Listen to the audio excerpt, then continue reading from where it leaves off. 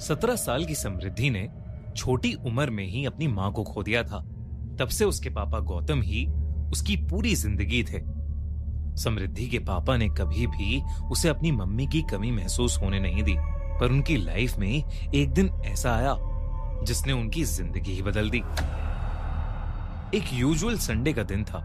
समृद्धि के पापा कुर्सी पर बैठकर अखबार पढ़ रहे थे और समृद्धि अपने रूम में कथक डांस प्रैक्टिस कर रही थी। तभी अचानक से घर की डोरबेल बजी। दरवाजा खोलने पर बाहर सूट पहने एक लॉयर खड़ा था। उसने बताया कि गौतम के चाचा का देहांत हो गया है और उन्होंने अपनी एक हवेली विरासत में गौतम को सौंपी है।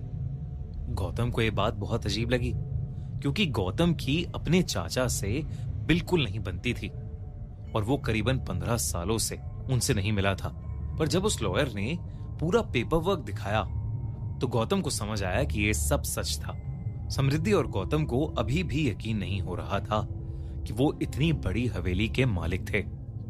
हवेली को देखकर समृद्धि के पापा को समझ आ गया था कि वो अपनी फाइनेंशियल सिचुएशन में इतनी बड़ी हवेली में रहना अफोर्ड नहीं कर सकते थे। इसलिए उन्होंने उस हवेली को बेचने का डिसीजन लिया। पर समृद्धि की आंखों में एक अलग सी चमक थी। उसने अपने पिता को बोला कि वो हमेशा से एक बड़े से घर में रहना चाहती थी। गौतम ने समृद्धि की खुशी देखकर कुछ समय उस हवेली में रहने का डिसीजन लिया। वो हवेली जितनी बाहर से खूबसूरत थी, उतनी अंदर से भी। समृद्धि की खुशी का ठिकाना ही नहीं था। वो पूरी हवेली में घूम घूम कर हवेली के सभी कमरे देख रही थी। तभी वो एक ऐसे कमरे के आगे पहुंची जिसका दरवाजा बंद था। उस बड़े से दरवाजे पर एक बड़ा सा ताला लगा था और उस ताले पर संस्कृत में कुछ लिखा हुआ था। समृद्धि ने उस ताले पर जैसे ही हाथ लगाया, उसे मानो बहुत जोर का करंट लगा। इससे पहले कि समृद्धि कुछ समझ पाती, उसके पापा ने उसे आवाज लगाई और समृद्धि वापस मुड़कर अपने पापा के पास जाने लगी। पर चलते चलते समृद्धि के कानों में एक आवाज आई। उसके कानों में एक औरत हंसते हुए उसे पुकार रही थी।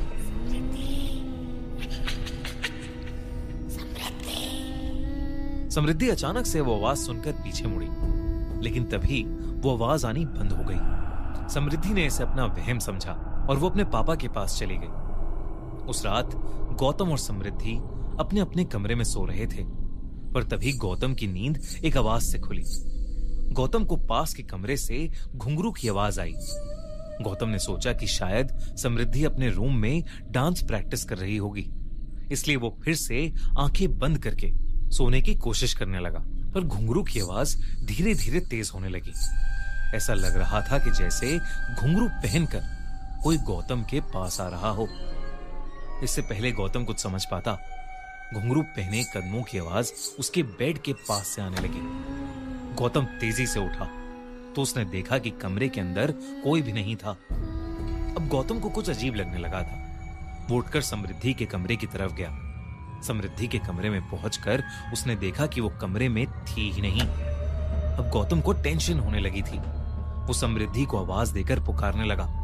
उसने हवेली की लाइट जलाने की कोशिश की, पर कोई भी बटन काम ही नहीं कर रहा था। गौतम ने कमरे के बाहर पड़े एक लैंप को उठाया और उसे जलाकर हवेली में समृद्धि को ढूंढने लगा।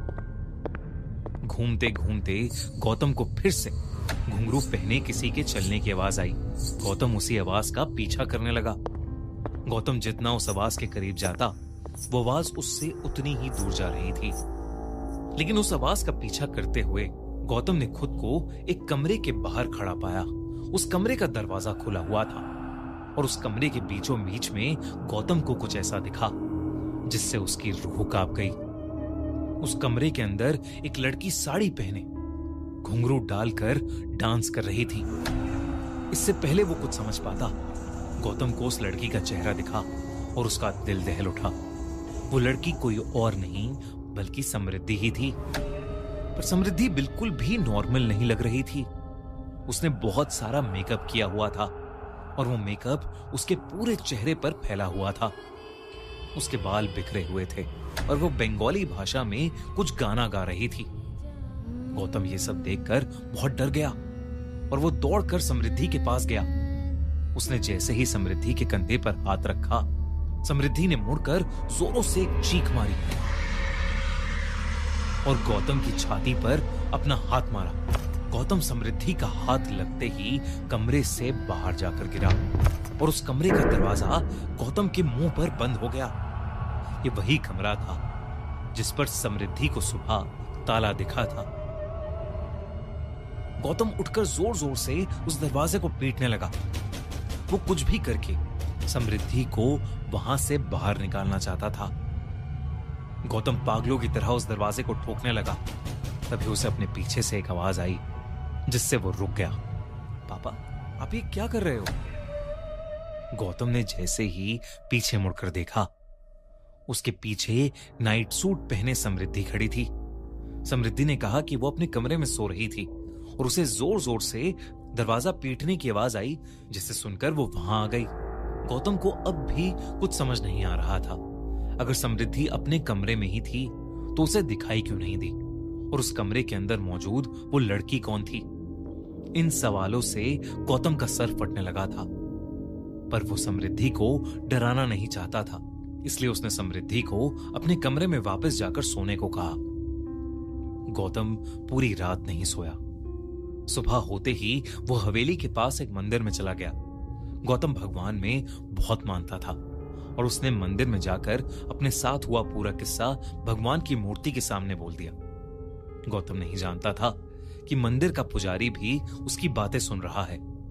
जैसे ही गौतम मंदिर से जाने लगा, मंदिर के पुजारी ने उसे रोककर पूछा कि आखिर वो रहता कहाँ है। और जब गौतम ने उसे बताया कि 2 दिन पहले ही वो पास वाली हवेली में रहने आया था, तो उस पुजारी का चेहरा सफेद पड़ गया। उसने गौतम को उस हवेली से तुरंत निकल जाने को कहा। जब गौतम ने पुजारी से बात की तो उस पुजारी ने बताया कि कई सालों पहले उस हवेली में एक राजा रहता था और मंजुलिका नाम की एक लड़की हवेली में नाच गाकर सबका मन बहलाती थी। पर धीरे धीरे राजा को मंजुलिका से लगाव होने लगा। पर मंजुलिका अपने साथ नाचने वाले एक साथी से बेहद प्यार करती थी। उस राजा को जैसे ही इस बात का पता चला, जलन और गुस्से की आग में उसने मंजुलिका और उसके साथी दोनों को ही जान से मार दिया। मंजुलिका की मौत हो गई, पर उसकी आत्मा उस हवेली में ही रह गई। पर आज भी मंजुलिका की गुस्से से भरी आत्मा उसी हवेली के एक कमरे में बंद है। गौतम को अब सब कुछ समझ आ गया था। जो कल रात को उसे दिखी वो कोई और नहीं बल्कि मंजुलिका थी, और अब उस हवेली में रहना उसके और समृद्धि के लिए खतरे से खाली नहीं था। वो उसी पल समृद्धि को लेकर वहां से जाना चाहता था, लेकिन जब वो घर वापस गया तो समृद्धि मंजुलिका वाले कमरे में बैठी हुई कल रात जैसे साड़ी और घुंघरू पहने हुए उस कमरे में पड़ा पुराना सामान देख रही थी।